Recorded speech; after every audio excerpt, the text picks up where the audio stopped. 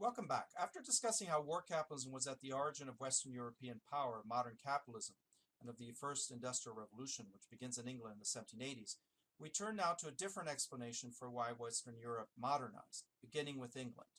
That is, political change. At the center of our attention will be what is considered to be the first modern political revolution, the English Glorious Revolution of 1688.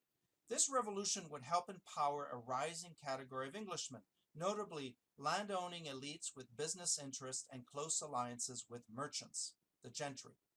But newly empowered inclusive institutions such as Parliament would also inaugurate a new era which over time would introduce more democracy into the English political system and inspire desire for greater freedom in other Western societies too. And the inclusive language of natural rights to equality and liberty of the Glorious Revolution, of the right of people to rule through popular sovereignty, as expressed by John Locke, would prove enormously influential and be eventually appropriated and reinterpreted by future thinkers and revolutionaries to justify even the abolition of ancient agrarian customs such as monarchy, feudalism, and slavery. While in some ways a conservative revolution, after all, only 2% of the population gained the right to vote and participate in Parliament after 1688, the Glorious Revolution unleashed a new language of freedom that proved hard to control. And in the economic sphere, an inclusive and empowered English Parliament permitted more economic competition and capitalist innovation, in other words, more economic freedom than ever before. That is why we consider the Glorious Revolution a key event in the liberal origins of modern capitalism. The Glorious Revolution was the founding act of the new ideology of modern capitalism, classical liberalism. The proposition that more liberty or freedom from a ruler or a government stifling control are a good thing in both politics and economics. The new ideology of classical liberalism was different from the traditional agrarian mindset, opposing change, innovation, freedom, social mobility. The politically more inclusive institutions associated to classical liberalism unleashed the innovations that led to the first industrial revolution, which would first transform England and then, over time, the world. Before we discuss the events of the Glorious Revolution itself, let's briefly survey England in the century previous to the Glorious Revolution, in other words, the 17th century.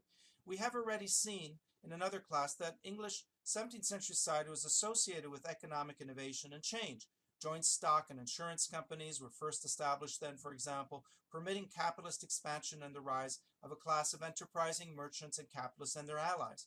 Economic change was also happening in the English countryside in ways that were common to the Netherlands, but differed from the still traditional agrarian societies that still characterize most European countries.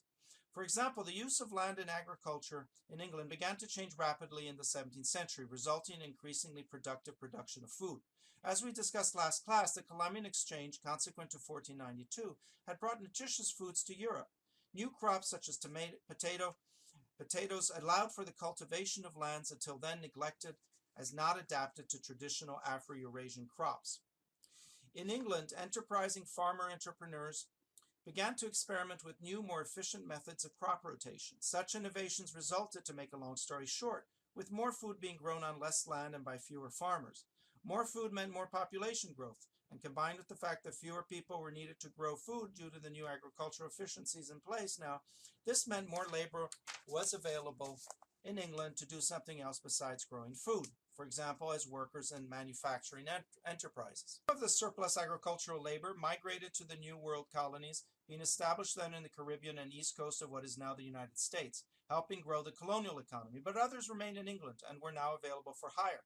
The availability of surplus labor in the countryside encouraged enterprising English landowners to set up manufacturing in the countryside, a process which would greatly accelerate later during the Industrial Revolution, but has its roots in the 17th century. Associated to the emergence of rural manufacturing in 17th century England was the so-called putting out system. Enterprising English merchants and capitalists began to put out raw materials such as wool into the hands of unemployed agricultural workers to be woven by them into textiles for a fee. These textiles were then resold by the investors at a handsome profit. The new putting out system was innovative and profitable because it allowed merchant capitalist investors to circumvent the artisan guilds based in cities that had monopolies over the production of goods, such as textiles. Monopolies which ensured high wages for the wool textile urban artisans, but also high prices and zero profits for capitalist investors. We see here the creative destruction of modern capitalism at work. profits for merchant capitalists, wages for rural workers, but lower profits and loss of market share for urban skilled artisans grouped in guilds. Finally, profits for merchants and their allies in the gentry also led to their wish for more political and economic freedom, a wish frustrated throughout the 17th century by a series of rulers who still hung on to traditional agrarian era approaches to monarchy and economics. So even before the Industrial Revolution, economic change characterized England, making it, alongside the Netherlands, Europe's most modern and capitalistic society. But what exactly triggered the Glorious Revolution itself, this world-changing event? In a nutshell, the Glorious Revolution of 1688-89 had two important dimensions. The first was religious, the second political and economic. I will first briefly summarize its religious dimensions, then more at length discuss its political and economic ones. Ever since the first decades of the previous century, the 16th century, European Christianity had split into two mutually hostile camps.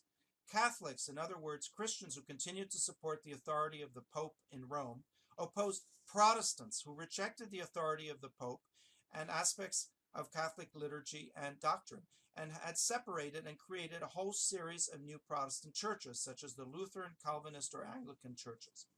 England had since the 16th century adopted a form of Protestantism it termed Anglicanism.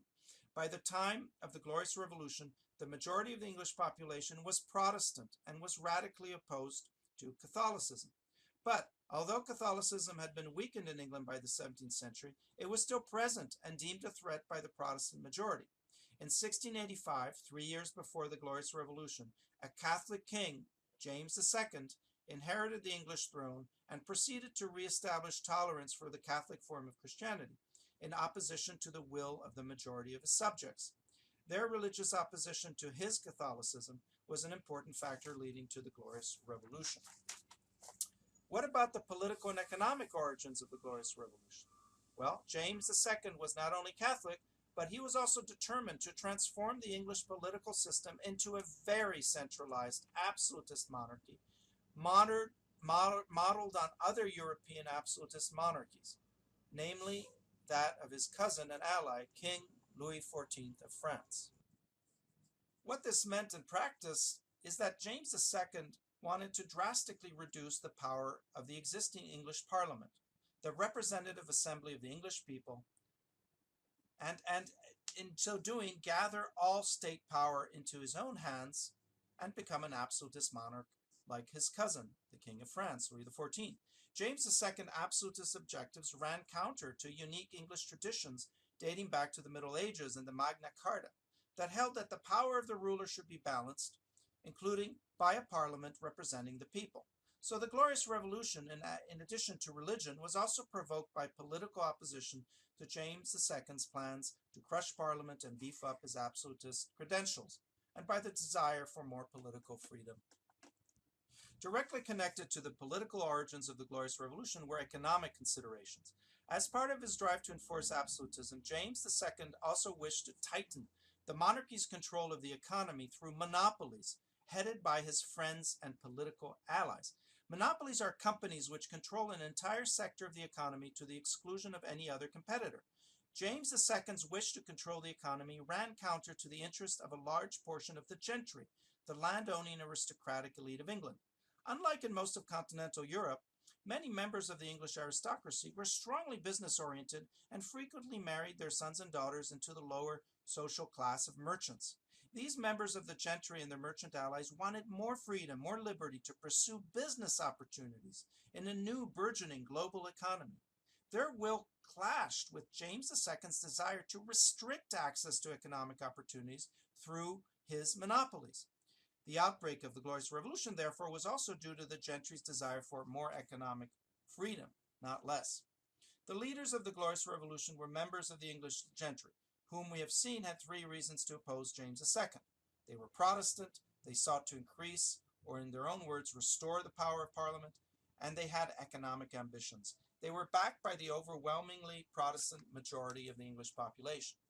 But how more precisely did the English Revolution unfold? Fed up with James II's action, in 1688 the rebellious gentry and its numerous allies among the lower classes challenged him and simultaneously invited William, a Dutch and Protestant ruler, to invade England with an army constituted by a mix of English and Dutch Protestant soldiers, offering him the throne after the expulsions of James II, but on one important condition, that he accept to rule as a constitutionalist monarch. In other words, a monarch who recognized the authority and power of Parliament and who rules only through its consent. Having defeated James II, who departed for a definitive exile, William II and his English Protestant wife, Mary II, were installed as constitutionalist monarchs of England in February 1689. The famous Bill of Rights of that year dictated the terms of their new constitutional rule, declaring the rights of Parliament by extension of English people and inaugurating a new chapter in English history. Among the rights proclaimed was the right of the people not to be taxed without consent by Parliament. What were the consequences of the Glorious Revolution, and why is it considered such a watershed in both English but also world history? That is what we will discuss in class and what you're responsible for finding out in the readings. The text by economic historians Acemoglu and Robinson, entitled The Turning Point, is an excerpt from their book, Why Nations Fail. In that book, the authors seek to explain why in the modern era some countries have grown rich and others poor. They come up with a relatively simple and convincing thesis. Those countries that developed inclusive institutions grew rich. Those subjected to extractive institutions remained or grew poor. Now, what do they mean by inclusive institutions, and how did the Glorious Revolution enable inclusive processes, both politically and economically? How did the Glorious Revolution constitute a turning point that unleashed the so-called creative destruction of modern capitalism? One that would lead after the 1780s to a game-changing industrial revolution with enormous consequences, not just for the English, but the world at large? What specifically about the new rules, the new social contract governing the role of Parliament after the Glorious Revolution, permitted economic change and innovation? Why was petitioning so important, given the fact that only 2% of the population, the gentry, could actually vote and stand for election in Parliament? Conversely, how was the political and economic system in place in England before the Glorious Revolution extractive? What is extractive about monopolies, about absolutism? Find out by carefully reading this excerpt. The second text you will read carefully and comment on in class is John Locke, The Second Treatise of Government of 1690, published 1 year after the end of the Glorious Revolution. John Locke was both the chief thinker and ideologue of the Glorious Revolution, the founder of classical liberalism, the ideology of modern capitalism and democracy. I call it the first modern ideology. John Locke was a member of the gentry, the 2% of the population that most benefited from the Glorious Revolution. In his text, he writes about the natural rights to equality, liberty, and property. Did he mean such rights to apply to all, as his wording seems to suggest?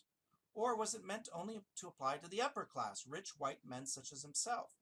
And if he only meant his words of liberty and equality to apply to the privileged 2% of his own country, how might it be that his ideology, classical liberalism, came over the course of the 18th century and subsequent centuries also to be appropriated by all human groups seeking rights and freedoms, including women, slaves, peasants?